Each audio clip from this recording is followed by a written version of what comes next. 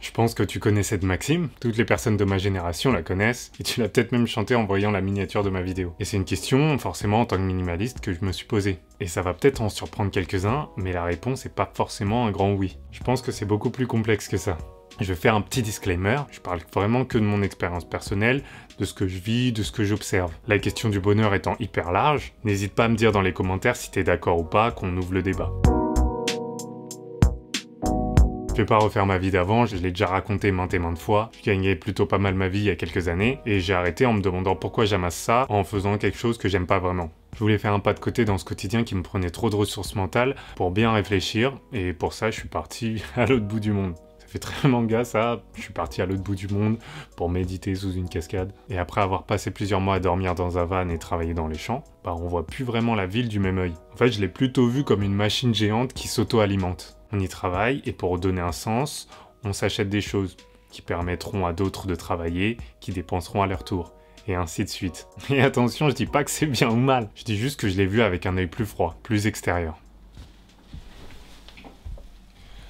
Non, je vais pas changer de plan aujourd'hui parce que la lumière est que là, et là-bas, il n'y a plus du tout de lumière.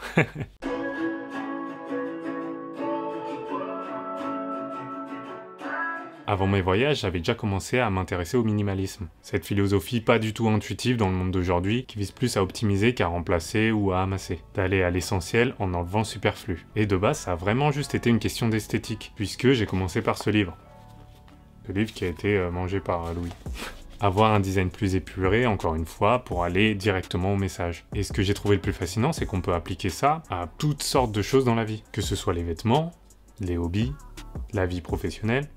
En enlevant le superflu, on peut souvent se questionner sur ce qui est important. Et encore une fois, ce qui est important pour moi est peut-être sûrement superflu pour un tel ou un tel. Et le mot d'ordre, c'est désencombrer. Chercher les objets qui nous prennent du temps, de l'espace, mentalement ou même physiquement. Toujours dans un but d'optimisation.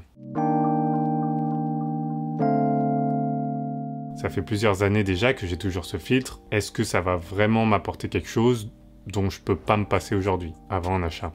En fait, en regardant des vidéos sur le minimalisme, où tout est carré, tout est bien rangé, on vient à se focaliser juste sur les objets. Et penser qu'une fois qu'on sera carré comme ça, on sera heureux. Et même si je pense être plus heureux qu'à l'époque où j'avais mon taf de bureau, il y a toujours des jours tout pétés. Des jours où il fait moche, des jours comme aujourd'hui où j'ai du mal à me mettre au travail. D'ailleurs, cette vidéo va sortir encore vendredi parce qu'il est déjà presque 17h. Mais souvent, ce qui nous est vendu, c'est que le minimalisme va rendre plus heureux. Et j'en fais sûrement partie avec mes vidéos sur le minimalisme. Et c'est pour ça que je fais cette vidéo. Je pense qu'avoir moins ne rend pas forcément heureux. Mais si avoir moins me rendra pas forcément heureux, je peux dire qu'après avoir amassé pas mal de gadgets et de trucs en tout genre, ça remplit jamais cette soif de nouveauté. Et pour moi, la seule chose qui a marché, c'est de plus essayer d'étancher cette soif. Elle est toujours là, mais j'ai l'impression que ne pas la nourrir, ça la fait diminuer. Ce qui me laisse plus de temps pour m'occuper de choses que j'aime faire. Des choses pas matérielles. En gros, c'est pas le minimalisme ou le fait d'avoir moins de choses qui me rend plus heureux au quotidien, mais de faire des choses qui me plaisent. Même si c'est le minimalisme qui m'a permis de me laisser de l'espace.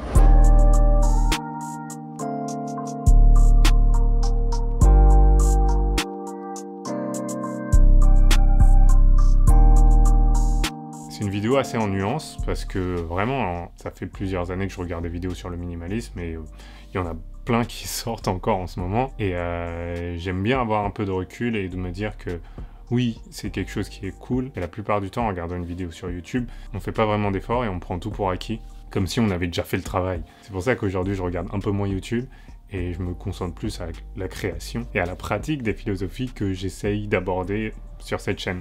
Voilà, il fait super sombre, parce que comme j'ai dit, il est déjà 17h et j'ai rien fait. Enfin si, j'ai fait des choses, mais j'ai pas fait travailler sur la vidéo aujourd'hui.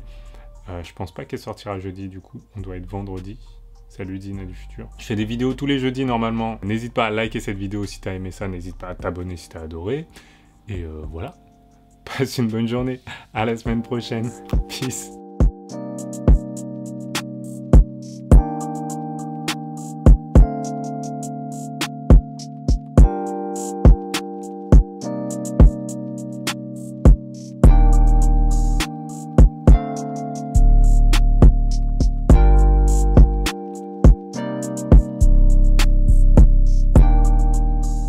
J'attends pour voir si on va être reconfiné à nouveau ou pas. Peut-être qu'on fera une vidéo sur ça, je sais pas. Voilà. 16 minutes. Allez, peace.